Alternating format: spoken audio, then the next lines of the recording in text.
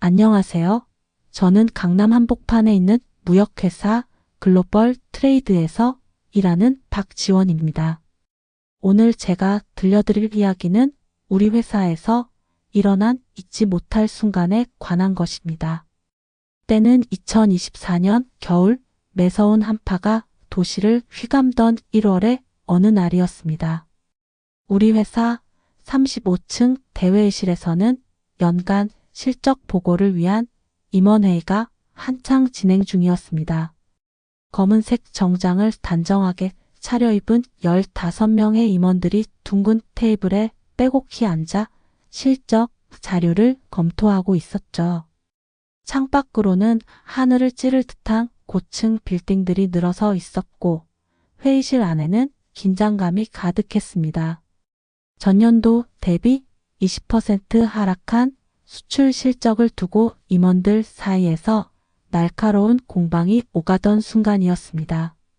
재무팀장이 부정적인 전망을 내놓자 영업팀장이 반박하며 회의는 점점 더 팽팽한 분위기로 흘러가고 있었습니다. 그때였습니다. 묵직한 회의실 문을 노크하는 소리가 들렸고 문이 천천히 열렸습니다. 검은색 경비원 유니폼을 입은 이상철 경비원이 고개를 조아리며 들어섰습니다. 평소 로비에서 늘 따뜻한 미소로 직원들을 맞이하던 60대 후반의 경비원이었죠. 순간 회의실의 공기가 얼어붙었습니다.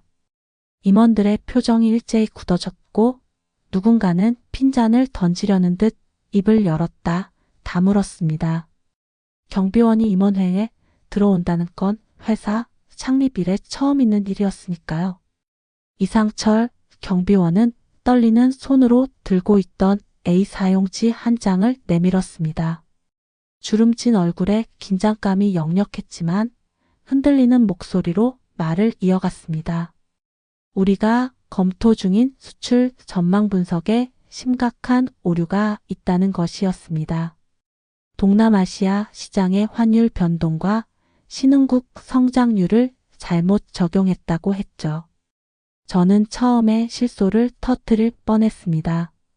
매일 아침 로비에서 인사나 하고 택배를 받아주는 경비원이 무슨 수출 분석을 한다는 건지. 하지만 곧 제 웃음은 놀라움으로 바뀌었습니다. 이상철 경비원의 분석은 날카로웠고 지적한 내용은 모두 정확했기 때문입니다. 그날의 사건은 우리 회사에 커다란 파문을 일으켰습니다. 로비에서 늘 마주치던 평범한 경비원의 정체가 궁금해진 저는 이상철 씨의 과거를 파헤치기 시작했고 그것은 제 인생을 완전히 뒤바꿔 놓은 여정의 시작이 되었습니다. 겨울바람이 회사 유리창을 때리던 그날 저는 아직 몰랐습니다. 이 소박한 경비원의 이야기가 제게 얼마나 큰 깨달음을 주게 될지를.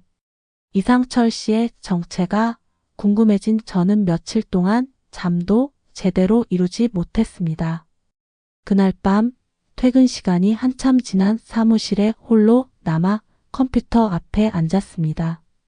형광등 불빛 아래 키보드 소리만이 정막을 깨고 있었죠. 처음에는 막막했습니다. 단순히 이상철이라는 이름으로는 아무것도 찾을 수 없었으니까요. 하지만 우연히 1990년대 금융인이라는 키워드를 추가하자 놀라운 세계가 펼쳐졌습니다. 1995년 3월 12일자 경제신문 기사가 제 눈에 들어왔습니다. 황금손 이상철, 아시아 금융시장을 평정하다. 기사 속 사진은 충격적이었습니다. 광화문 금융가를 배경으로 찍은 사진 속 이상철 씨는 지금과는 전혀 달랐습니다. 맞춤 수트를 완벽하게 소화한 채 당당하게 서 있는 모습이었죠. 눈빛은 날카로웠고 입가에는 자신감 넘치는 미소가 걸려 있었습니다.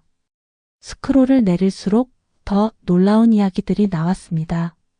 1992년 하버드 MBA 수석 졸업, 1993년 골드만삭스 최연소 수석 애널리스트 발탁, 1994년 아시아 금융시장 분석 대상 수상. 화려한 경력이 줄줄이 이어졌습니다. 특히 신흥국 시장 분석에서는 타의 추종을 불허했다고 합니다. 그러다 1997년 IMF 외환위기가 찾아왔습니다. 마지막으로 발견한 기사는 1998년 1월의 것이었습니다. 전설적 애널리스트 이상철, 모든 자산 잃고 은퇴 선언이라는 제목이 적힌 짧은 기사였죠. 기사 마지막에는 이상철 씨의 마지막 인터뷰가 실려 있었습니다. 돈이 전부가 아니란 걸 깨달았습니다. 이제는 진정으로 의미 있는 삶을 찾아 떠나려 합니다. 창밖으로는 늦은 밤 서울의 불빛이 반짝였습니다. 컴퓨터 화면을 끄며 깊은 한숨이 나왔습니다. 매일 아침 따뜻한 미소로 인사하던 경비원의 모습이 새롭게 보였습니다. 화려한 과거를 뒤로하고 조용한 삶을 선택한 이상철 씨. 그의 선택이 이상하지 않게 느껴졌습니다. 오히려 그 속에 담긴 깊은 뜻이 궁금해졌죠. 이상철 씨의 화려했던 과거를 알게 된 후 저는 매일 아침 마주치는 로비의 풍경이 새롭게 보이기 시작했습니다. 경비실 안에서 늘 태블릿으로 무언가를 열심히 보고 있던 모습. 점심시간이면 회사 앞 벤치에 혼자 앉아 세계 금융시장 차트를 분석하던 순간들이 새삼 의미 깊게 다가왔습니다. 2월의 어느 늦은 밤, 야근을 마치고 퇴근하던 중 경비실에 불이 켜져 있는 것을 발견했습니다. 호기심에 이끌려 들어가 보니 이상철 씨는 여러 개의 모니터를 번갈아가며 보고 있었습니다. 화면에는 실시간 아시아 증시 차트가 펼쳐져 있었고 그의 책상에는 빼곡한 메모가 적힌 노트들이 쌓여 있었습니다. 최근 베트남과 인도네시아의 무역 수지가 재미있는 패턴을 보이고 있어요. 이상철 씨는 갑자기 입을 열었습니다. 1997년 외환위기 직전과 비슷한 흐름이죠. 하지만 이번에는 각국의 대응이 달라요. 외환 보유액도 충분하고 금융시장의 체질도 많이 달라졌습니다. 그날 밤 이상철 씨는 세계 경제의 흐름을 마치 한 편의 교향곡처럼 들려주었습니다. 신흥국의 원자재 수출 동향, 선진국의 금리 정책 변화, 글로벌 공급망 재편. 모든 정보가 그의 설명 속에서 하나의 거대한 퍼즐처럼 맞춰져 갔습니다. 성공이란 게 참 묘한 겁니다. 이야기를 마치며 이상철 씨가 말했습니다. 젊은 시절에는 성공이 목표였지만 지금은 깨달음이 더 값진 것 같아요. 매일 이 자리에서 세상을 관찰하는 것만으로도 충분히 행복하답니다. 그의 말을 듣고 있자니 화려한 과거를 뒤로하고 조용한 경비원의 삶을 선택한 이유가 조금씩 이해되기 시작했습니다. 세상의 중심에서 한 발짝 물러나 바라보는 시선. 그곳에서 이상철 씨는 더 넓은 세상을 보고 있었던 것입니다. 3월의 첫 출근길, 회사는 평소와 다른 긴장감이 감돌았습니다. 로비는 평소보다 일찍 청소가 끝났고 엘리베이터 앞에는 꽃다발이 놓여 있었습니다. 새로 부임하는 마이클 강 지사장을 맞이하기 위한 준비였죠. 월스트리트 최고의 투자은행에서 M&A 총괄을 지낸 인물이라는 소문에 직원들의 관심이 집중되었습니다. 아침 9시 검은색 벤틀리가 회사 정문 앞에 멈췄습니다. 맞춤 수트를 완벽하게 소화한 50대 중반의 남자가 내렸습니다. 날카로운 눈매와 단단한 턱선이 인상적이었죠. 그가 바로 마이클 강이었습니다. 로비에서 일어난 순간을 저는 절대 잊을 수 없습니다. 마이클 강이 경비실 앞을 지나는 순간 이상철 씨와 눈이 마주쳤습니다. 시간이 멈춘 듯한 찰나의 순간이었습니다. 마이클 강의 발걸음이 미세하게 흔들렸고 이상철 씨의 손에 들린 신문이 살짝 떨렸습니다. 서로를 알아보는 순간이었지만 둘 다 아무 말도 하지 않았습니다. 그날 이후로 마이클 강의 행동이 수상해졌습니다. 아침마다 일부러 경비실 앞에서 전화 통화를 하거나 퇴근 시간이면 로비에서 서성이곤 했습니다. 이상철 씨를 향한 그의 시선에는 복잡한 감정이 담겨 있었습니다. 죄책감일까요? 아니면 미안함일까요? 우연한 발견은 회사 창립 30주년 기념 자료실에서 일어났습니다. 1995년 뉴욕 월스트리트 저널 표지를 장식한 사진 한 장을 발견했기 때문입니다. 아시아 금융시장을 평정한 두 거인이라는 제목 아래 젊은 시절의 마이클 강과 이상철 씨가 나란히 서 있었습니다. 두 사람은 골드만삭스에서 가장 주목받는 애널리스트였다고 합니다. 하지만 1997년 IMF 외환위기 때 극명하게 갈렸습니다. 마이클 강은 한국 기업들의 매수를 적극 추천하며 승승장구했고 이상철 씨는 위기를 예견하고 사직했다는 기록이 있었습니다. 밤늦게 사무실에 남아 그 오래된 사진을 바라보았습니다. 한때 같은 꿈을 꾸며 달렸지만 인생의 갈림길에서 전혀 다른 선택을 한 두 사람. 이상철 씨의 담담한 미소와 마이클 강의 복잡한 표정 속에는 25년이라는 시간이 만든 깊은 이야기가 숨어 있었습니다. 그리고 저는 직감했습니다. 이 두 사람의 재회가 우리 회사에 큰 파도를 일으킬 것이라는 걸요. 4월의 마지막 주 봄비가 내리는 아침이었습니다. 회사는 평소와 다른 긴장감이 감돌았습니다. 홍콩 최대 투자사인 퍼시픽 인베스트먼트의 대표단이 우리 회사를 방문하는 날이었기 때문입니다. 20억 달러 규모의 투자 계약이 걸린 중요한 미팅이었죠. 회의실에는 무거운 정적이 흘렀습니다.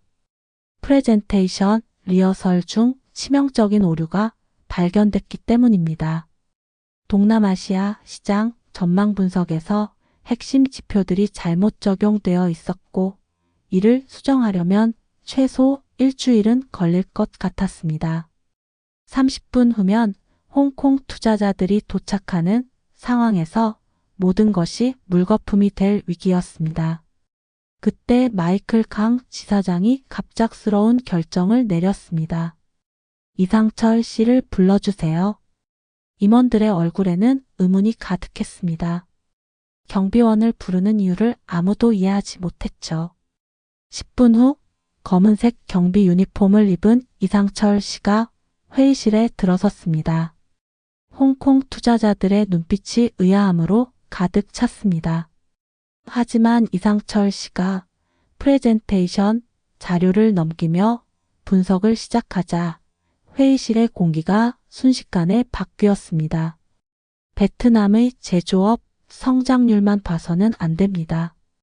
메콩강 유역 개발 프로젝트와 신항만 건설이 맞물리면서 물류 구조가 재편되고 있죠. 여기에 인도네시아의 니켈 수출 정책 변화가 더해지면서 이상철 씨의 설명은 교과서적인 분석을 넘어섰습니다. 그의 말 한마디 한마디에 투자자들은 고개를 끄덕였고 노트북을 꺼내 바쁘게 필기하기 시작했습니다. 이 시간에 프레젠테이션이 끝났을 때 홍콩 투자사의 왕 회장이 자리에서 일어났습니다. 혹시 1997년 골드만삭스의 이상철 애널리스트 아니십니까? 그 순간 회의실이 술렁였습니다. 왕 회장은 계속해서 말을 이었습니다. IMF 위기 직전 아시아 금융시장의 붕괴를 정확히 예측했던 분. 월스트리트의 전설이었는데 갑자기 사라지셔서 회의실의 모든 시선이 이상철 씨에게 쏠렸습니다. 25년간 숨겨왔던 정체가 이렇게 드러나는 순간이었습니다. 이상철 씨는 담담하게 미소 지었고 고개를 살짝 숙여 인사했습니다. 그날 저녁 마이클 강과 이상철 씨는 회사 옥상 정원에서 오랜 대화를 나눴습니다. 서울의 야경을 배경으로 두 사람의 이야기는 밤늦게까지 이어졌습니다. IMF 시절의 이야기, 서로 다른 선택을 했던 순간들, 그리고 25년 만의 재회. 봄밤의 선선한 바람이 두 사람의 오래된 아픔을 감싸 안는 듯 했습니다. 5월 둘째 주 화요일 싱가포르 본사에서 연례 경영 전략 회의가 열렸습니다. 35층 대회의실의 통유리창 너머로 쏟아지는 햇살 아래 아시아 전역에서 모인 임원들의 긴장된 표정이 비쳤습니다. 우리 지사의 신규 사업 계획 발표는 전체 일정의 하이라이트였습니다. 발표는 순조롭게 진행되었습니다. 동남아시아 시장 진출 전략, 신규 무역 루트 개발 계획, 5년간의 투자, 포트폴리오까지 6개월간 준비한 자료들이 하나씩 공개될 때마다 임원들의 눈빛은 기대감으로 빛났습니다. 하지만 발표가 절정에 달했을 때 싱가포르 본사 전략기획실의 린 부사장이 손을 들었습니다. 잠시만요. 이 시장 분석 데이터에 심각한 문제가 있습니다. 스크린에 띄워진 그래프를 가리키며 린 부사장이 말을 이었습니다. 지난 10년간의 아시아 시장 성장 패턴을 완전히 잘못 해석하셨습니다. 이 계획대로라면 우리는 막대한 손실을 보게 될 것입니다. 순간 회의실이 얼어붙었습니다. 6개월간의 준비가 물거품이 될 위기였습니다. 그때 마이클 강이 조용히 자리에서 일어났습니다. 제가 한 분을 모시고 오겠습니다. 잠시 후 이상철이 경비원 유니폼을 입은 채 회의실에 들어섰습니다. 싱가포르 본사 임원들의 표정이 의아함으로 가득 찼습니다. 하지만 이상철이 IMF 외환위기 시절의 경험을 바탕으로 분석을 시작하자 회의실의 공기가 순식간에 바뀌었습니다. 97년 위기와 현재는 비슷해 보이지만 본질적으로 다릅니다. 당시 태국에서 시작된 외환위기는 부동산 거품과 맞물려 있었죠. 하지만 현재 아시아 금융시장은 제조업 혁신과 디지털 전환이 핵심 동력입니다. 이상철의 설명은 계속되었습니다. 각국 중앙은행의 정책 변화, 글로벌 공급망 재편, 신흥국들의 기술 혁신까지 모든 퍼즐이 하나로 맞춰지는 순간이었습니다. 린 부사장이 자리에서 일어났습니다. 놀랍습니다. 이런 관점은 미처 생각하지 못했네요. 과거의 실패를 교훈 삼아 현재를 새롭게 해석하다니. 다른 임원들도 연이어 고개를 끄덕였습니다. 실패를 두려워하지 마십시오. 제가 97년 위기 때 모든 것을 잃고 깨달았습니다. 실패야말로 최고의 스승이라는 것을요. 이상철의 마지막 말에 회의실이 숙연해졌습니다. 그날 이후 싱가포르 본사는 우리 지사의 사업 계획을 전격 승인했습니다. 더불어 이상철은 아시아 태평양 지역 특별 자문으로 임명되었습니다. 경비원 유니폼을 입은 채 전한 그의 통찰이 회사의 새로운 역사를 써내려가기 시작한 것입니다. 6월의 첫날 마이클 강은 긴급히 회장실을 찾았습니다. 싱가포르에서 급히 서울로 날아온 데이비드 리 아시아 총괄 회장을 만나기 위해서였습니다. 창밖으로는 장마철 특유의 흐린 하늘이 드리워져 있었고 회장실에는 무거운 침묵이 감돌았습니다. 이상철이라는 이름을 기억하십니까? 마이클 강이 조심스럽게 입을 열었습니다. 25년 전 그의 경고를 무시한 것이 우리의 가장 큰 실수였습니다. IMF 외환위기 직전 이상철은 아시아 금융시장의 붕괴를 정확히 예측했지만 우리는 그의 분석을 받아들이지 않았습니다. 데이비드 리 회장은 창가에 서서 오랫동안 말이 없었습니다. 1997년 당시 그도 싱가포르 지사의 중역이었고 이상철의 예측을 무시한 의사 결정에 참여했었기 때문입니다. 잠시 후 그가 천천히 고개를 돌렸습니다. 그가 정말 우리 회사 경비원이었단 말입니까? 다음 날 아침 전사적 이메일이 발송되었습니다. 이상철의 아시아 태평양 지역 특별 자문 임명이 공식화된 것입니다. 회사는 그를 위해 로비 한켠에 특별한 공간을 마련했습니다. 투명한 유리벽으로 둘러싸인 작은 사무실이었지만 이상철은 여전히 경비실도 함께 지켰습니다. 이상철의 하루는 특별했습니다. 아침에는 평소처럼 경비 유니폼을 입고 직원들을 맞이했고 오후에는 아시아 각국 지사들과 화상 회의를 진행했습니다. 그의 분석은 날카로웠지만 직원들을 대하는 태도는 여전히 겸손하고 따뜻했습니다. 6월 중순 파리에서 열린 글로벌 전략회의는 전환점이 되었습니다. 이상철은 경비 유니폼을 입은 채 화상으로 연설을 했습니다. 금융시장은 숫자의 바다가 아닙니다. 그 속에는 사람들의 삶과 꿈이 담겨 있습니다. IMF 시절 저는 이것을 깨닫는데 너무 오랜 시간이 걸렸습니다. 전 세계 임원진들은 이상철의 말에 깊이 감명을 받았습니다.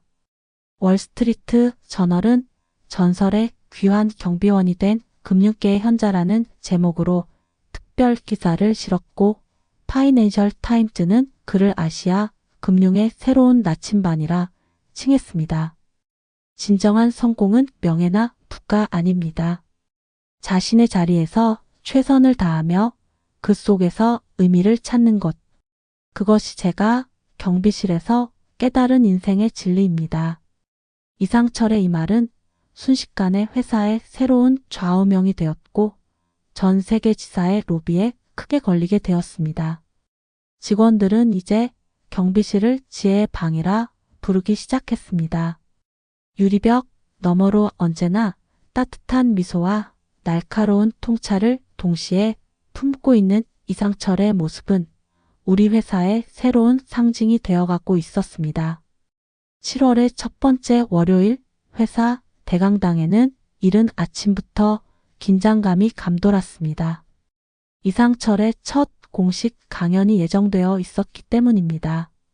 1000명을 수용할 수 있는 대강당은 이미 자리가 없을 정도로 붐볐고 벽면의 대형 스크린에는 도쿄, 홍콩, 싱가포르 등 아시아 각국 지사의 직원들이 화상으로 연결되어 있었습니다. 정각 9시 이상철이 단상에 올랐습니다. 여전히 검은색 경비 유니폼 차림이었습니다. 그의 첫 마디에 강당이 숨을 죽였습니다. 1997년 위기 때 제가 정확한 예측을 했다고들 하지만 사실 저는 실패했습니다. 잠시 침묵이 흘렀습니다. 시장의 붕괴는 맞췄지만 그 속에 담긴 사람들의 아픔을 보지 못했기 때문입니다. 차가운 숫자 너머에 있는 따뜻한 진실을 놓쳤던 거죠. 이상철은 IMF 외환위기 당시의 기억을 하나하나 풀어냈습니다. 환율과 금리를 분석하며 밤을 새웠던 순간들, 시장 붕괴를 예측하고도 막을 수 없었던 무력감, 결국 모든 것을 잃고 길거리에 주저앉았던 날까지 그의 이야기는 마치 한 편의 다큐멘터리처럼 생생했습니다. 어느 날 아침 경비실 앞을 지나던 한 퇴직자가 있었습니다. 연금을 찾으러 가는 길이었죠. IMF 때 회사가 무너지면서 퇴직금도 제대로 받지 못했다고 했습니다. 그분의 굽은 어깨를 보며 깨달았습니다. 우리가 다루는 숫자 하나하나가 누군가의 인생과 직결되어 있다는 것을요. 강연장에는 눈물을 훔치는 직원들이 눈에 띄었습니다. 특히 리서치팀 직원들의 표정이 무거웠습니다. 그들이 매일 분석하는 차트와 그래프 속에 숨어있는 인간적인 이야기들을 떠올렸기 때문일까요? 금융은 결국 사람을 위한 것입니다. 수많은 가족의 생계가 걸린 일이죠. 제가 경비원으로 일하며 본 것들이 있습니다. 아침마다 출근하는 직원들의 지친 표정, 야근하는 젊은이들의 한숨, 택배를 받으러 오는 임원들의 조급한 발걸음. 이 모든 것이 우리가 절대 잊지 말아야 할 현실입니다. 강연은 2시간 동안 이어졌고 질의응답 시간에는 수많은 질문이 쏟아졌습니다. 마지막 순간까지 이상철의 눈빛은 날카로웠지만 목소리에는 따뜻함이 담겨 있었습니다. 한 달이 지난 후 회사의 분위기는 완전히 달라졌습니다. 리서치팀은 현장 조사를 강화했고 시장 분석 보고서에는 현장의 목소리가 더해졌습니다. 투자 결정 과정에서는 수익성만큼 사회적 영향도 중요하게 고려되기 시작했죠. 매일 아침 경비실 앞에 커피를 마시러 오는 직원들이 늘어났습니다. 이상철은 여전히 따뜻한 미소로 모든 이들을 맞이했고 때로는 깊은 통찰이 담긴 조언을 건넸습니다. 차가운 금융의 중심에서 따뜻한 인간미가 피어나기 시작한 것입니다. 8월 중순 아시아 금융시장이 요동치기 시작했습니다. 중국 부동산 시장에 거품 붕괴 우려가 퍼지면서 상하이 증시가 폭락했고 그 여파는 순식간에 아시아 전역으로 번졌습니다. 우리 회사의 주가도 일주일 만에 30% 가까이 하락했고 32층 트레이딩룸은 긴장감으로 가득 찼습니다. 이상철은 이 혼란 속에서도 흔들리지 않았습니다. 여전히 아침 일찍 경비실을 지키며 직원들을 맞이했고 오후에는 각국 지사들과 화상회의를 이어갔습니다. 이번 위기는 97년과 본질적으로 다릅니다. 긴급 경영회의에서 이상철이 입을 열었습니다. 97년에는 금융 시스템 자체가 취약했지만 지금은 달라요. 각국 중앙은행의 협력 체계가 견고하고 기업들의 체질도 강해졌습니다. 시장은 이미 면역력을 갖추고 있습니다. 그의 분석은 정확했습니다. 우리 회사는 빠르게 대응 전략을 수립했고 오히려 이번 위기를 새로운 기회로 삼았습니다. 주가가 떨어진 우량 기업들에 대한 전략적 투자를 단행했고 이는 후에 큰 수익으로 이어졌습니다. 위기가 절정에 달했을 때 홍콩 본사에서 긴급 화상회의가 소집되었습니다. 홍콩 본사 우 회장이 직접 이상철의 의견을 구했습니다. 스크린 속 이상철은 여전히 경비 유니폼 차림이었지만 그의 말 한마디 한마디에 힘이 실렸습니다. 위기는 두려워할 대상이 아닙니다. 시장을 이해하고 기다릴 줄 아는 지혜가 필요한 때입니다. 97년 위기 때 우리가 놓쳤던 것이 바로 인내의 미덕이었죠. 공포에 휩쓸리지 말고 시장의 본질을 보아야 합니다. 3시간에 걸친 회의가 끝난 후 우 회장은 특별 지시를 내렸습니다. 이상철의 위기관리 매뉴얼을 전 세계 지사에 공유하라는 것이었습니다. 이제 우리 회사의 모든 트레이더들은 매일 아침 이상철의 시장 전망 리포트로 하루를 시작했습니다. 9월 들어 시장은 서서히 안정을 되찾았습니다. 우리 회사의 위기관리 능력은 월스트리트 저널의 특집 기사로 다뤄졌고 글로벌 금융업계의 모범 사례로 꼽혔습니다. 이제 경비실은 단순한 근무 공간이 아닌 회사의 새로운 심장이 되었습니다. 매일 아침 전 세계 수백 명의 직원들이 화상으로 연결된 가운데 이상철은 경비실에서 시장 전망을 들려주었습니다. 그의 통찰은 숫자를 넘어 시장의 본질을 꿰뚫었고 우리는 그 속에서 새로운 희망을 발견했습니다. 9월의 마지막 날, 하늘에는 황혼이 물들기 시작했습니다. 퇴근하는 직원들의 발걸음이 끊기고 회사는 서서히 고요해졌습니다. 그때 마이클 강이 경비실 문을 노크했습니다. 이상철과 단둘이 이야기를 나누고 싶다고 했습니다. 경비실 안에는 따뜻한 커피 향이 감돌았습니다. 이상철은 여전히 검은색 경비 유니폼을 입은 채였고 마이클 강은 고급 수트 차림이었습니다. 서로 다른 옷차림만큼이나 다른 길을 걸어온 두 사람이었지만 이 순간만큼은 1990년대 초반 뉴욕의 젊은 시절로 돌아간 듯 했습니다. 형 기억나세요? 골드만삭스 면접 보러 가던 날 우리 둘 다 넥타이 매는 법도 몰라서 유튜브 보면서 연습했던 거. 마이클 강의 목소리가 떨렸습니다. 그때는 정말 순수했죠. 돈보다는 꿈이 컸고 명예보다는 열정이 앞섰어요. 그래, 넌 항상 완벽주의자였지. 이상철이 미소를 지었습니다. 면접장에서도 끝까지 넥타이 매무새를 고치고 있더라고. 잠시 침묵이 흘렀습니다. 창밖으로는 서울의 야경이 하나둘 켜지기 시작했고 붉은 노을이 경비실 유리창을 물들였습니다. 1997년 그때 형이 경고했던 걸 무시한 게 평생의 후회였습니다. 마이클 강의 눈시울이 붉어졌습니다. 형은 아시아 금융시장의 붕괴를 정확히 예측했는데 난 욕심에 눈이 멀어 그걸 무시했죠. 오히려 형을 비웃기까지 했습니다. 두 사람은 서울대 경영학과 동기였고 함께 뉴욕 유학을 다녀온 중막고우였습니다. 월스트리트에서도 최고의 콤비로 불렸지만 IMF 위기의 순간에 서로 다른 선택을 했습니다. 이상철은 위기를 예견하고 모든 것을 정리했고 마이클 강은 위기를 기회로 삼아 더 높이 올랐습니다. 25년이 지나서야 고백합니다. 내가 틀렸어요. 형이 옳았어요. 돈이 전부가 아니었는데 마이클 강의 어깨가 떨렸습니다. 이상철은 조용히 일어나 오랜 친구의 등을 토닥였습니다. 우린 그저 각자의 방식으로 성장했을 뿐이야. 넌 정상에 올랐고 난 바닥을 경험했지.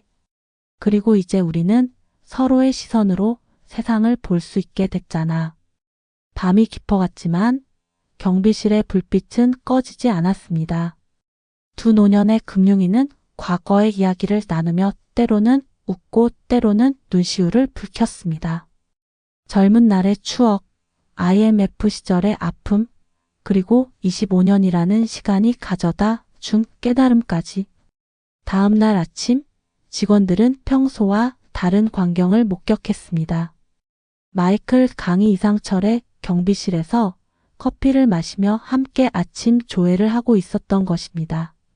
두 사람의 화해는 우리 회사의 새로운 전설이 되었고 경비실은 단순한 근무 공간을 넘어 지혜와 화해의 공간으로 기억되었습니다. 그리고 저는 깨달았습니다. 진정한 성공이란 정상에 오르는 것이 아니라 자신의 자리에서 삶의 진실을 발견하는 것이라는 걸요. 이상철 씨가 우리에게 가르쳐준 가장 큰 교훈이었습니다.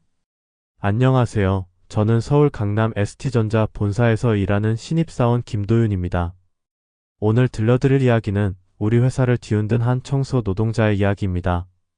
때는 2024년 3월 칼바람이 매서운 초봄의 어느 날이었습니다. 50층 VIP 회의실은 그날따라 특별히 긴장감이 감돌았습니다. 전 세계 ST전자의 임원진들이 모여 차세대 전기차 전략을 논의하는 자리였기 때문입니다.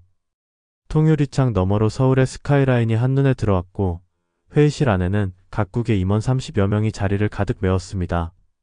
발표가 한창 진행 중이던 오후 3시 청소 카트를 밀고 들어온 한 노인이 있었습니다. 70대 후반으로 보이는 마른 체격의 청소부였습니다. 회의 참석자들은 잠시 청소를 하러 들어온 줄 알고 신경 쓰지 않았습니다. 죄송하지만 조용하지만 단단한 목소리가 회의실을 가로질렀습니다. 방금 말씀하신 전기차 배터리 시장 분석에 중대한 오류가 있는 것 같습니다. 순간 회의실이 얼어붙었습니다. 미국, 유럽, 일본에서 온 임원들의 눈이 일제 청소부를 향했습니다. 누군가는 비웃음을 지었고 누군가는 불쾌한 표정을 지었습니다. 하지만 그 다음 순간 모든 것이 바뀌었습니다. 청소부의 입에서 쏟아져 나온 분석은 충격적이었습니다. 유럽연합의 새로운 배터리 규제안을 보셨습니까? 작년 12월에 발표된 리튬이온 배터리 재활용 의무화 정책이 올해부터 단계적으로 시행되고 있습니다. 중국의 CATL, BYD는 이미 이에 대응하는 기술을 확보했지만 우리는 아직 준비가 부족합니다. 청소부의 분석은 계속되었습니다. 인도네시아의 니켈 광산 개발 현황, 칠레의 리튬 생산량 변화, 배터리 리사이클링 기술의 특허 동향까지 마치 업계 최고의 전문가가 발표하는 것 같았습니다. 그때였습니다.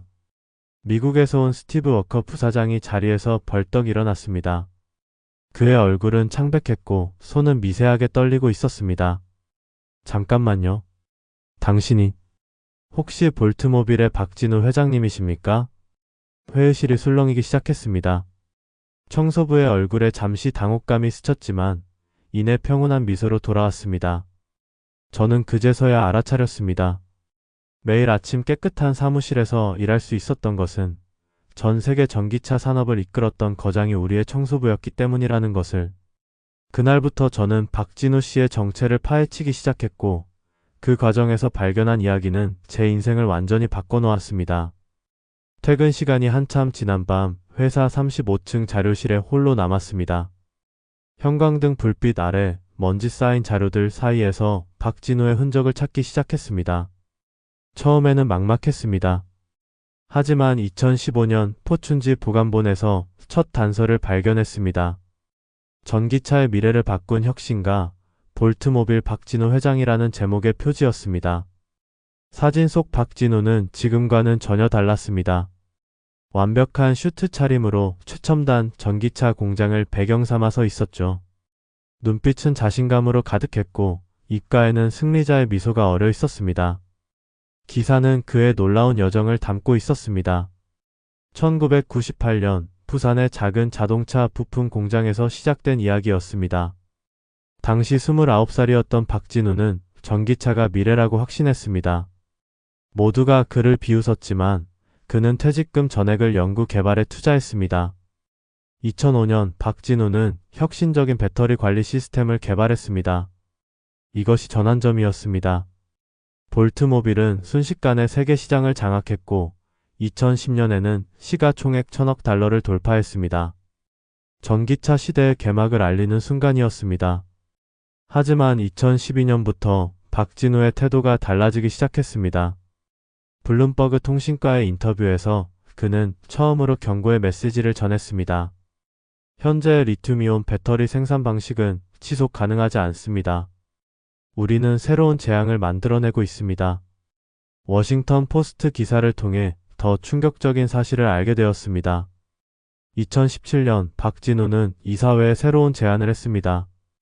전체 수익의 65%를 친환경 배터리 재활용 기술 개발에 투자하자는 내용이었죠. 주주들의 반발은 즉각적이었습니다. 주가는 곤두박질 쳤고 이사회는 그의 사임을 요구했습니다. 2019년 1월 다보스 포럼에서의 마지막 연설이 유튜브에 남아 있었습니다. 우리는 한 가지 환경 문제를 해결하면서 또 다른 재앙을 만들어내고 있습니다. 리튬 채굴로 인한 환경 파괴, 배터리 폐기물 문제.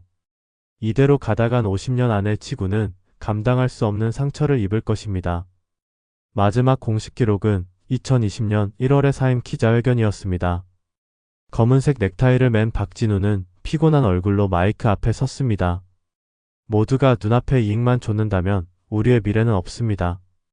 저는 이제 조용히 물러나 새로운 길을 찾으려 합니다. 이 말을 끝으로 그는 공식 석상에서 완전히 사라졌습니다. 자료실 창밖으로 서울의 야경이 반짝였습니다.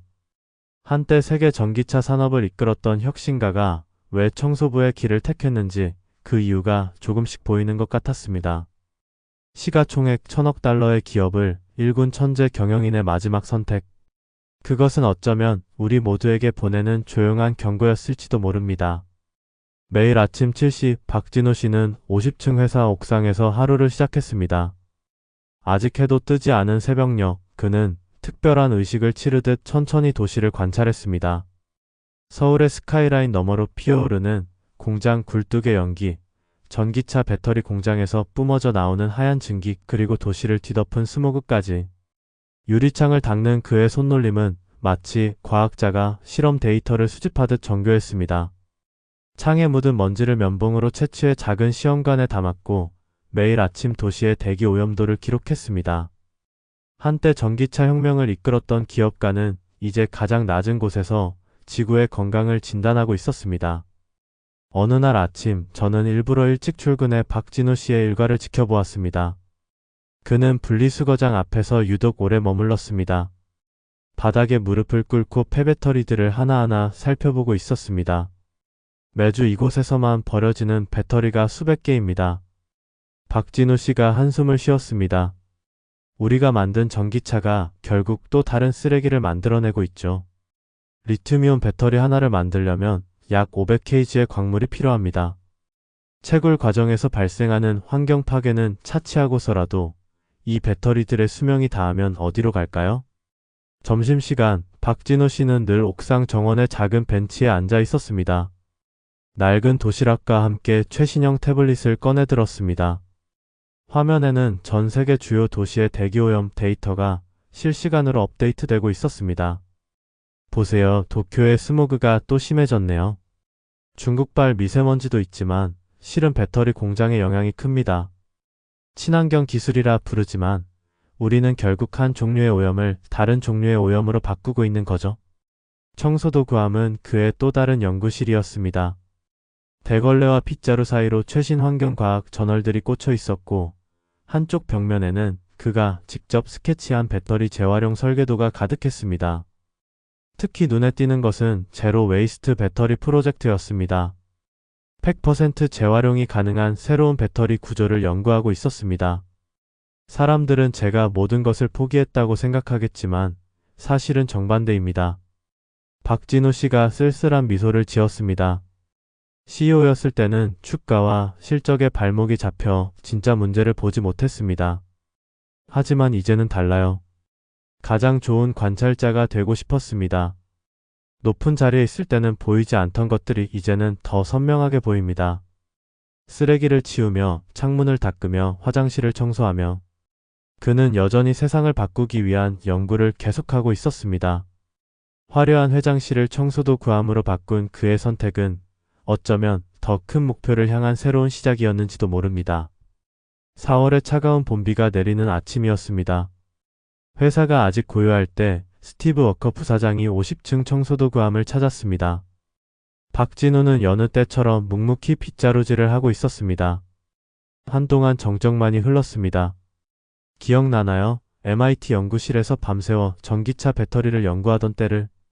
스티브의 목소리가 떨렸습니다. 그때 우리는 세상을 바꿀 수 있다고 믿었죠. 둘은 1992년 매사추세츠 공가대학 전기공학과 연구실에서 처음 만났습니다. 스티브는 하버드 출신의 수재였고 박진우는 서울대를 수석으로 졸업한 장학생이었습니다. 같은 연구실에서 전기차의 미래를 꿈꾸던 20대 초반의 청년들이었죠. 매일 밤 연구실에서 라면 끓여 먹으면서 우리가 환경을 살릴 거라고 얘기했었죠. 스티브가 창밖을 바라보며 말했습니다. 당신은 항상 더 큰 그림을 보고 있었어요. 배터리의 전체 생애주기를 고민했고 재활용까지 생각했죠.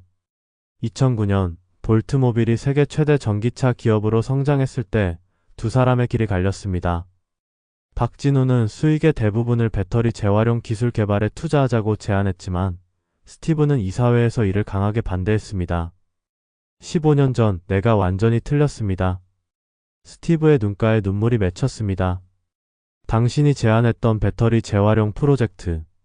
그걸 막은 게 저였습니다. 주주들의 이익을 대변해야 한다고 생각했죠. 하지만 이제야 깨닫습니다. 진우, 당신의 비전이 옳았어요. 우리는 환경을 살리는 게 아니라 돈을 위해 새로운 재앙을 만들고 있었던 거예요. 박진우는 묵묵히 걸레를 빨았습니다. 그의 주름진 손가락에서는 청소약품 냄새가 났지만 여전히 엔지니어의 섬세함이 묻어났습니다. 한때 세계 최대 전기차 기업을 이끌었던 그의 손이 이제는 화장실 바닥을 닦고 있었습니다. 진우, 우리가 다시 한번 시작해보면 어떨까요? 스티브가 조심스럽게 제안했습니다. 당신의 재활용 기술과 우리의 자본. 아직 늦지 않았어요. 박진우는 천천히 고개를 들었습니다. 그의 눈빛은 여전히 날카로웠습니다. 스티브, 지금 내가 있는 이곳이 가장 좋은 관찰점이에요. 고층 빌딩 꼭대기가 아니라 이렇게 바닥을 닦으며 보는 세상이 더 선명하답니다. 창밖으로 봄 비가 계속 내렸습니다.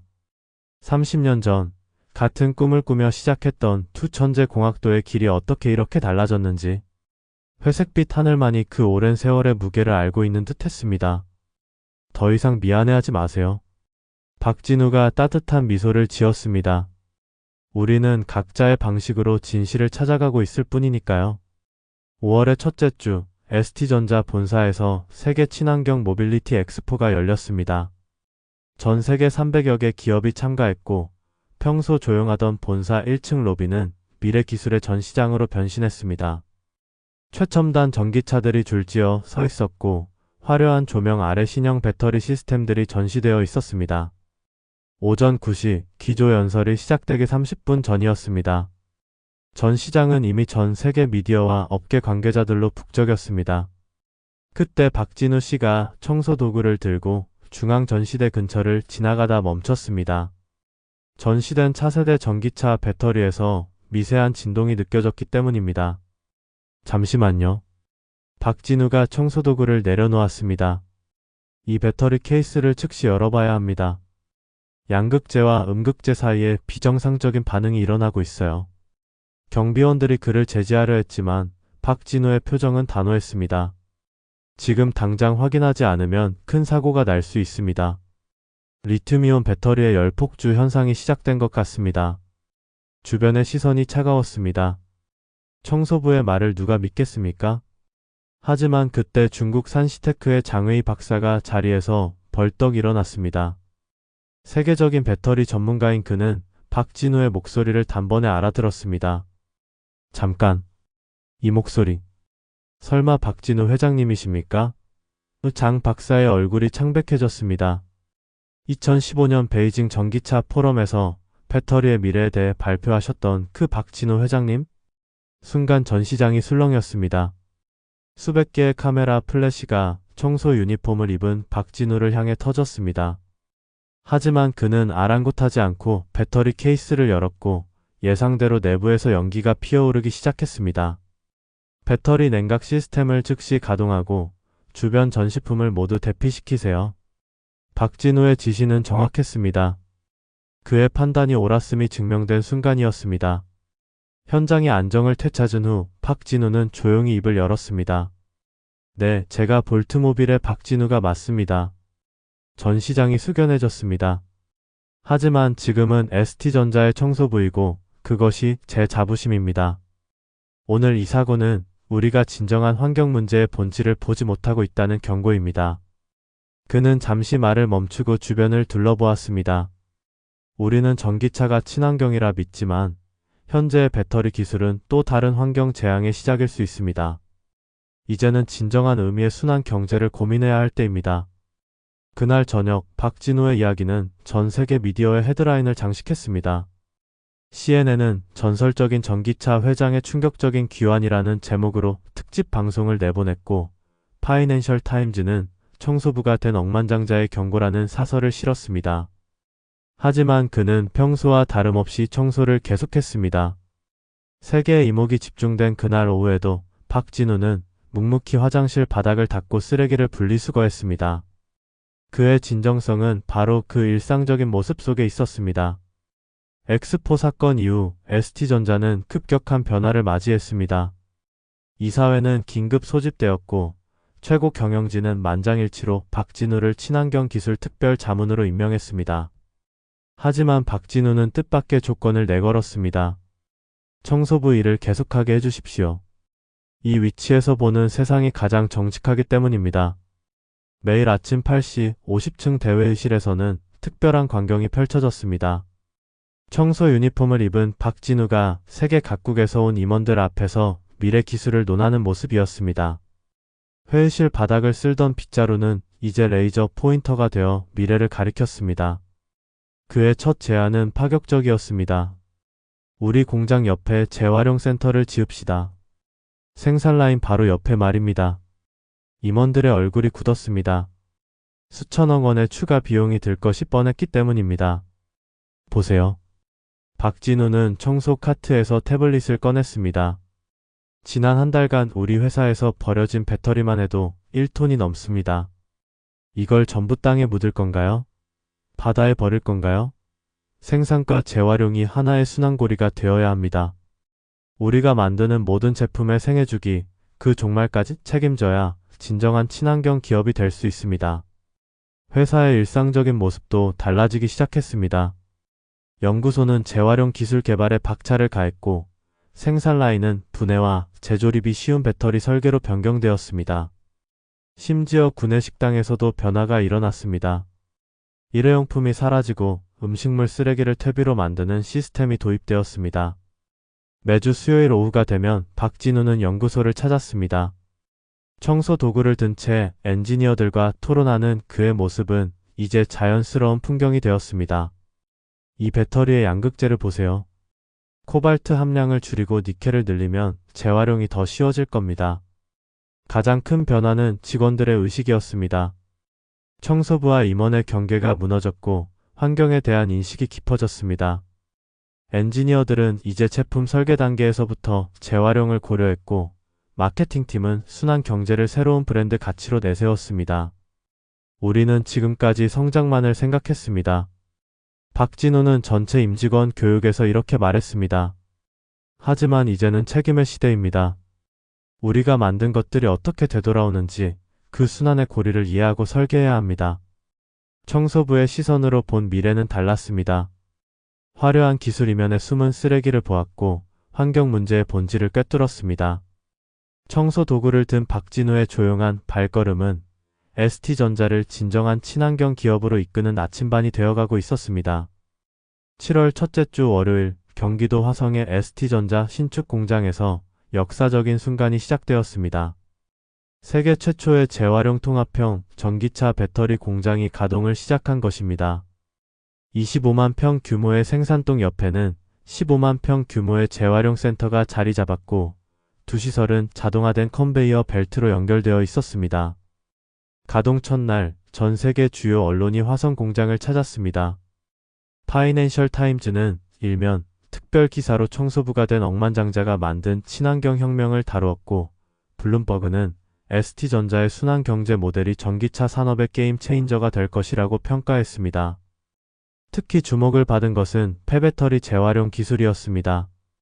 기존의 재활용 공정이 핵심 소재의 60% 정도만 회수할 수 있었던 것에 비해 ST전자의 신기술은 99.7%라는 경이로운 회수율을 달성했습니다. 이는 배터리 원가의 45% 절감 효과를 가져왔고 환경 영향도 획기적으로 줄였습니다. 7월 둘째 주부터 세계적인 기업들의 방문이 시작되었습니다. 테슬라의 일론 머스크, BYD의 왕찬프 회장, 폭스바겐의 올리버 블룸의 CEO가 연이어 화성 공장을 찾았습니다. 모두가 박진우를 만나길 원했지만 그들이 만난 것은 여전히 청소도구를 들고 공장 바닥을 쓸고 있는 노인이었습니다. 보세요. 이 공장 바닥만큼이나 우리의 기술도 투명해야 합니다. 폭스바겐 회장과의 미팅에서 박진우는 화장실 바닥을 닦으며 말했습니다. 우리가 만든 제품이 어떻게 폐기되고 어떻게 재활용되는지 그 모든 과정이 투명하게 공개되어야 합니다. 더 이상 쓰레기를 숨기는 기업은 살아남을 수 없습니다. 변화는 생각보다 빨리 찾아왔습니다. 7월 말까지 15개의 글로벌 자동차 기업이 ST전자의 순환 경제 모델 도입을 결정했고 8월 초에는 유럽연합이 배터리 재활용 의무화 법안을 발의했습니다. 중국 정부도 2026년부터 모든 전기차 배터리의 재활용 인증을 의무화하겠다고 발표했습니다. 우리는 지금까지 땅을 파고 자원을 캐는 데만 집중했습니다. 박진우는 글로벌 컨퍼런스 기조연설에서 말했습니다. 이제는 우리가 만든 쓰레기 더미를 새로운 광산으로 봐야 합니다. 거기에 미래가 있습니다. 청소부의 시선은 산업의 패러다임을 바꾸고 있었습니다. 매일 아침 공장 구석구석을 청소하며 시작되는 그의 하루는 이제 전 세계 전기차 산업의 새로운 표준이 되어가고 있었습니다. 쓸고 닦는 작은 움직임이 거대한 변화의 물결을 만들어내고 있었습니다. 8월의 어느 무더운 날, ST전자 대강당은 일찍부터 사람들로 가득 찼습니다.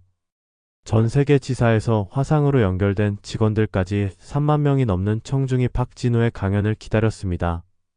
스크린에는 기술과 책임 우리가 진정 바꿔야 할 것이라는 제목이 떠올랐습니다. 정각 10시 박진우가 무대에 올랐습니다. 여전히 청소 유니폼 차림이었고 손에는 낡은 수첩 하나만 들고 있었습니다. 그의 첫 마디에 강당이 숙연해졌습니다. 1998년 12월 21일 제 인생에서 가장 어두운 순간이었습니다. 박진우의 목소리가 떨렸습니다. IMF 외환위기로 저는 모든 것을 잃었습니다. 회사도 재산도 명예도 모두 사라졌죠. 하지만 그때 깨달았습니다. 우리가 그토록 쫓아가던 성공이 얼마나 허상이었는지를. 박진우는 자신의 과거를 숨김없이 털어놓았습니다. 볼트모빌을 키우면서 범했던 실수들, 환경보다 이익을 우선시했던 순간들, 재활용은 고민하지 않고 생산량만 늘리던 시절들, 그리고 그 모든 선택들이 가져온 후회까지. 매일 아침 제가 쓸고 닦는 이 건물에서만 하루 평균 100kg의 배터리 폐기물이 나옵니다. 우리 회사 한 곳에서만 이 정도입니다. 전 세계적으로는 어떨까요? 박진우는 화면에 충격적인 수치를 보여주었습니다. 매일 2,000톤이 넘는 배터리 폐기물이 발생합니다. 우리는 환경을 살린다며 오히려 더 큰 재앙을 만들어내고 있었던 겁니다. 그는 청중들에게 직접적인 질문을 던졌습니다. 여러분의 자녀들에게 어떤 지구를 물려주고 싶으십니까? 리튬 채굴로 파괴된 볼리비아의 우유니 소금 사막? 코발트 광산으로 오염된 콩고의 땅? 아니면 폐배터리가 쌓여가는 동남아의 쓰레기 산? 강연장은 무거운 침묵에 빠졌습니다. 박진우는 계속해서 말을 이었습니다. 저는 청소부가 되어서야 비로소 보이기 시작했습니다. 매일 아침 쓰레기를 분리수거하며 우리가 만들어내는 것들의 마지막 모습을 목격하게 된 거죠. 이것이 제가 청소부의 길을 선택한 이유입니다. 진정한 혁신은 더 많이 만드는 것이 아닙니다. 더 현명하게 만들고 더 책임감 있게 처리하는 것입니다. 우리는 이제 성장이라는 환상에서 벗어나 책임이라는 현실을 마주해야 합니다. 강연은 3시간 동안 이어졌습니다. 청중들 중 많은 이들의 눈시울이 붉어졌고 엔지니어들은 끊임없이 메모를 해나갔습니다. 성공이 아닌 책임을 이야기하는 그의 목소리는 마치 시대의 양심처럼 들렸습니다. 마지막으로 박진우는 자신의 청소도구를 들어 올렸습니다. 이 빗자루로 매일 아침을 시작하며 저는 다짐합니다. 우리가 만든 것들의 마지막까지 책임지자고. 이것이 제가 찾은 작은 진실입니다. 강연이 끝난 후에도 그의 말은 오랫동안 사람들의 마음속에 울렸습니다. 청소부의 시선으로 본 세상은 우리가 미처 보지 못했던 진실을 담고 있었습니다. 9월 23일 ST전자는 전례 없는 발표를 했습니다. 향후 5년간의 신규 전략을 발표하는 자리였는데 그 내용이 산업계에 충격을 주었습니다. 매출 목표를 현재의 50% 수준으로 낮추고 대신 제품의 평균 수명은 2배로 재활용률은 현재 65%에서 95%로 높이겠다는 계획이었습니다. 월가의 반응은 즉각적이었습니다. ST전자의 주가는 하루 만에 15% 폭락했고 주요 투자은행들은 일제히 투자 의견을 매도로 돌렸습니다. 자발적 퇴보라는 비판이 쏟아졌습니다. 하지만 환경단체들과 유럽연합의 평가는 달랐습니다. 그린피스는 ST전자의 결정을 산업의 패러다임이라 칭했고 EU 집행위원회는 이를 순환경제의 새로운 표준이라고 평가했습니다. 연구소의 풍경도 달라졌습니다. 기존의 성능 개선과 원가 절감 중심의 연구는 중단되었습니다. 대신 배터리의 수명을 현재 8년에서 15년으로 늘리는 프로젝트가 최우선 과제가 되었습니다. 특히 주목할 만한 것은 모듈형 배터리 설계였습니다. 배터리 부품의 90%를 현장에서 교체할 수 있도록 설계해 전체를 폐기하지 않고도 성능을 유지할 수 있게 했습니다. 인사평가 시스템도 혁신적으로 바뀌었습니다. 매출과 이익 중심의 KPI는 폐지되었고 대신 새로운 평가 지표가 도입되었습니다. 제품 수명 연장 기여도, 재활용 가능 부품 비율, 탄소 발자국 감축량, 고객 제품 사용 기간, 화성 공장의 생산 라인도 변화했습니다. 기존의 대량 생산 시스템은 철거되고 대신 수리와 재생산이 가능한 유연한 생산 시스템이 도입되었습니다. 특히 눈에 띄는 것은 제품 이력 추적 시스템이었습니다. 블록체인 기술을 활용해 각 제품의 생산부터 폐기까지 전 과정을 추적하고 이를 소비자에게 투명하게 공개했습니다. 심지어 회사의 로고도 바뀌었습니다.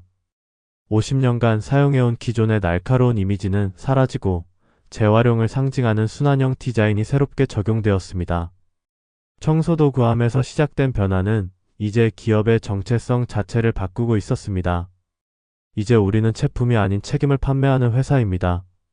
글로벌 기자회견에서 박진우가 한 이 말은 ST전자의 새로운 슬로건이 되었습니다.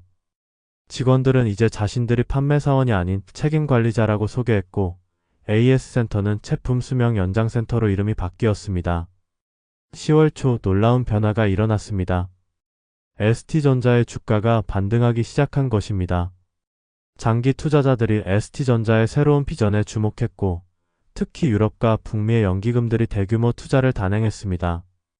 지속 가능성이야말로 진정한 기업 가치라는 인식이 시장에 퍼지기 시작한 것입니다.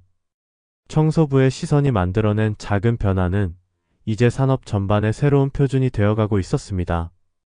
쓸고 닦는 일상적인 동작에서 시작된 혁신이 세상을 바꾸고 있었습니다. 10월의 마지막 날 서울의 하늘은 유난히 맑았습니다. 퇴근 시간이 한참 지난 늦은 저녁, ST전자 본사 50층 옥상 정원에서 한 남자가 차가운 가을 바람을 맞으며 서 있었습니다. 스티브 워커였습니다. 그는 청소도구를 들고 옥상 바닥을 닦고 있는 박진우를 바라보며 망설이다 천천히 다가갔습니다. 진우. 스티브의 목소리가 떨렸습니다. 기억나나요? 30년 전 MIT 연구실에서 우리가 꿈꾸던 미래를. 당시 우리는 전기차가 세상을 구할 거라 믿었죠. 박진우는 묵묵히 걸레질을 이어가며 말했습니다. 그래요, 스티브. 우리는 순수했습니다.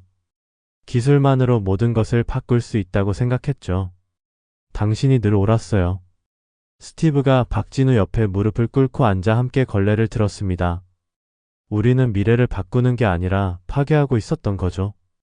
더 많이 팔기 위해 더 빨리 폐기하도록 만들면서. 두 사람은 나란히 앉아 서울의 야경을 바라보았습니다. 수많은 빌딩의 불빛 사이로 달빛이 스며들었고 멀리 한강은 은빛으로 반짝였습니다. 스티브, 이제는 알겠지요? 박진우가 잠시 걸레를 멈추고 말했습니다. 진정한 혁신은 화려한 기술이 아닌 책임 있는 선택에서 시작됩니다. 우리가 만든 것들의 마지막 모습까지 책임지는 것, 그것이 진정한 엔지니어의 사명이에요. 스티브의 눈에 눈물이 고였습니다. 내일 아침 비행기로 미국에 돌아갑니다. 볼트모빌을 완전히 바꾸고 싶어요. ST전자가 보여준 것처럼 우리도 변할 수 있다는 걸 증명하고 싶습니다. 좋은 생각입니다. 박진우가 미소를 지었습니다. 하지만 저는 이대로 청소부로 남겠습니다. 세상의 중심에서 물러나 보니 오히려 더 많은 것이 보이더군요. 다음날 아침 ST전자는 또 하나의 새로운 변화를 맞이했습니다. 스티브는 볼트모빌의 완전한 변화를 약속하며 미국으로 돌아갔고 박진우는 여전히 이른 아침부터 청소를 시작했습니다. 가장 낮은 곳에서 보는 시선이야말로 가장 정직한 시선이니까요. 박진우의 마지막 말이 귓가에 맴돌았습니다. 아침 햇살이 그의 청소도구에 반짝였고 새로운 하루가 시작되었습니다. 한 달 뒤 볼트모빌은 ST전자의 순환 경제 모델을 전면 도입하겠다고 발표했습니다. 이제 진정한 변화의 바람이 전 세계로 퍼져나가기 시작했습니다. 그리고 그 변화의 시작점에는 매일 아침 묵묵히 청소를 하는 한 노인의 따뜻한 시선이 있었습니다.